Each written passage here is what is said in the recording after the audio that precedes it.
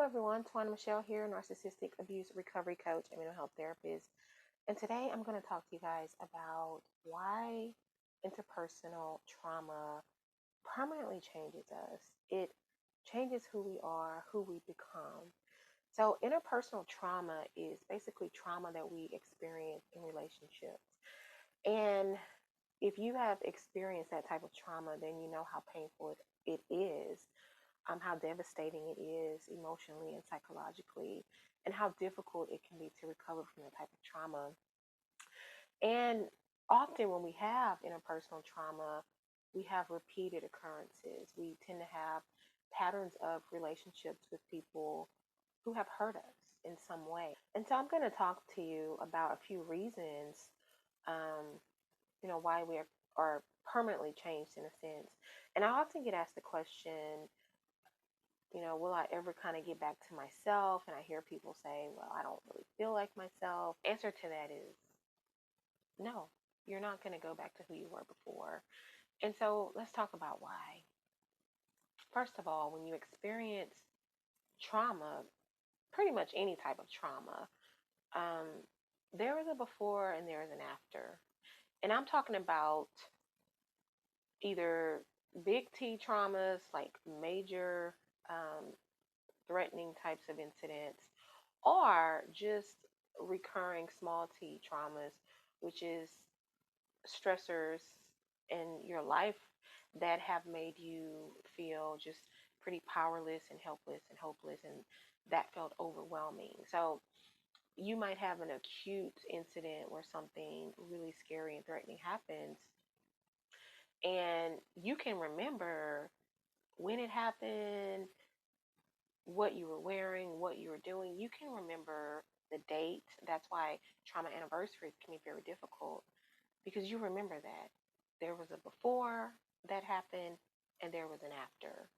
Now, I can say with multiple stressors that feel overwhelming, um, sometimes there's always not a clear before and after. There's not like a clear line in the sand kind of thing, but you get to a point where after so many of those types of traumas, especially in terms of interpersonal traumas, you get to what might be considered like your breaking point, or your rock bottom, or you just, whatever you want to call it, you recognize that, like, this is it for me. I've taken as much as I can take, and I feel like I will never be the same. And it's true. And we're going to talk about the reason for that. For one, at that point in your life, you have experienced something so threatening to you, either emotionally, psychologically, physically, or maybe all of the above. And you recognize that you have to find a way to recover from that just for your own survival. Um, and sometimes people don't, right? Everybody does not get help after trauma. Some people stay stuck in that trauma response, that fight or flight, for a long time.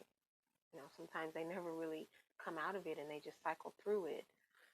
But on some level, you do recognize that I have to find some way to cope with this, whether or not you get help for it, whether or not you just dissociate, whether or not you emotionally shut down, whether or not you act it out.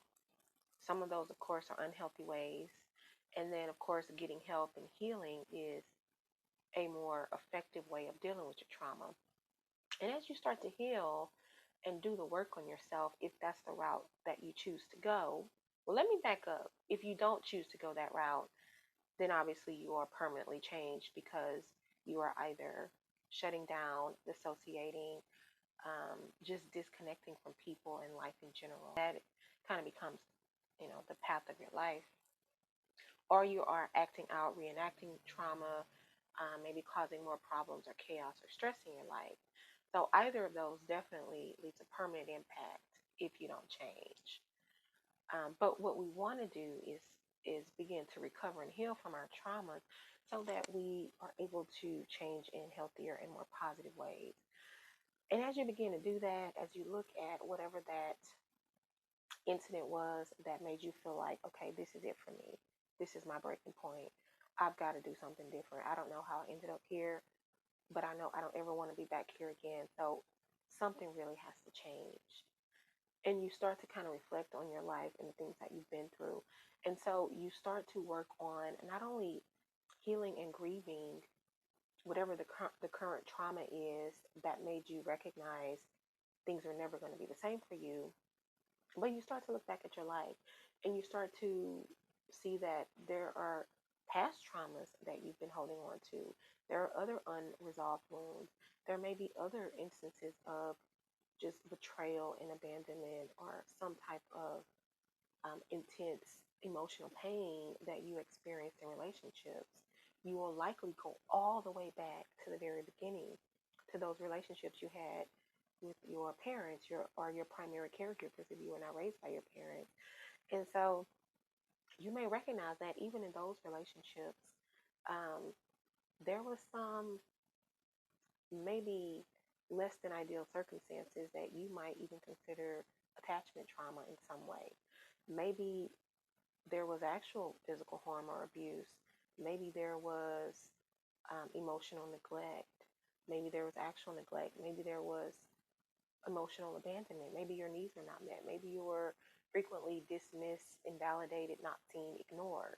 So all of these things cause one to basically just not have a sense of self-worth, just not have a sense of self at all. And so you go through your life just kind of seeking these attachments and seeking this validation and seeking something to make you feel that you are loved and you are lovable and you are enough. And so as we go on this path of trying to heal from these early traumas, we end up in these um, dysfunctional, unhealthy, sometimes even abusive relationships. And all of this comes back when you finally decide, because of whatever the recent current trauma is, that you need to get some help. All of this will come back to you, and you'll start unpacking that, and you'll start healing from that, and you'll start grieving all of that. And so once you heal and you grieve all of that, and it's a process. I don't want to make it seem like you heal, you do the work and you're good. It's not like that. It's an ongoing process, and sometimes things come back, and sometimes we get triggered, and sometimes we have memories and thoughts that cause us to have an emotional response.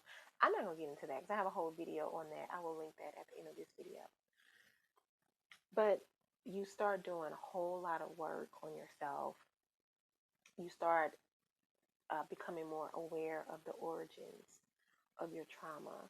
You start to become more aware of just beliefs that you have developed because of past traumas that have shaped how you see yourself, how you see relationships, and you start to reframe some of those beliefs, and you start to maybe see some things a little differently. Whereas before you are healed, you might feel like relationships are, I can't trust people, relationships are unsafe, I can't be vulnerable with them. Or you may feel like, people are just always going to hurt me. And so as you start to examine that and you start to recognize that, okay, that may have been the case with some of my past relationships, probably not even all, but maybe many, and especially maybe those that really mattered. But you start to recognize that, okay, that is a generalization. And as I learn to work on myself and love myself and nurture myself and learn to set boundaries, I can actually create different types of relationships in my life. I can actually create healthier relationships. Therefore, my belief that all relationships end up um, painful for me becomes sort of ruled out and negated, because as I work on myself and I make healthier connections and I learn to see red flags and avoid those people, I'm actually changing the outcome. And that's a permanent change, right? As long as we keep doing the work, because if we don't, we can revert back to some of those old patterns of behaviors. We can revert back to some of those old ideologies and core beliefs that we held that were unhelpful. But as long as we're doing the work, we're going to keep going in the opposite direction. Well, we have setbacks, okay? It's not linear, but for the most part, we're going to be moving in the right direction, the direction of change. And as you continue to do that work, you are continuing to evolve and grow. And you get to a place where you are able to see the world differently, and you're able to see yourself differently. And because you know what that feels like, you don't ever really want to go back to where you were before. And so you sort of are transformed into someone new. So, no, I'm not the same person I was before the trauma. No, I'm never going to be. And no, I don't want to be. Because when you look at who you were before the trauma, and this is not about blame, right? It's not, none of what happened to you is your fault. And also, I don't believe that you had to experience that, to be the person you are today. I don't buy into that. We didn't have to experience any of that. We didn't deserve any of that. But the reality is, those really painful, traumatic things did happen, and we did experience it. So the question becomes, okay, this is what I've been dealt with. What do I do about it? Do I let this totally defeat me and just completely shut down in my life? Or do I find a way to heal and improve my quality of life, continue to grow, and let this event or these events, these traumas, be a catalyst in positive change for me, be a catalyst in my growth, and continue to use that. And so, not on, as I said, not only will you not go back to who you were before, but I don't think you want to, right? Because probably we never felt a sense of peace, a sense of safety, a sense of trust, a sense of freedom in being vulnerable. We probably never had that. And if you are working on healing, you may probably will get to a place where you have that. And it's such a peaceful feeling. It's such a liberating feeling.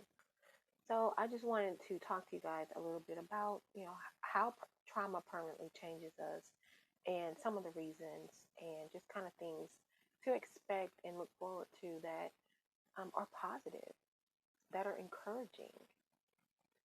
And I'm sorry that you had to experience any of those hurtful things at all. But we get to write the the story of our lives. We get to determine and change what it looks like moving forward. I just wanted to share that with you guys. Let me know in the comment section down below how trauma has permanently changed you, or if it has, or if it hasn't. I'd like to know your thoughts and ideas about that. Also, if you have any suggestions for video topics, leave that in the comment section down below. And share this out with others who you think may benefit from this topic. And also, if you have not subscribed to this channel, what are you waiting for? I'd love to have you be a part of this community. And I think that is it. Thank you guys so much for watching. Until next time, take care. Bye.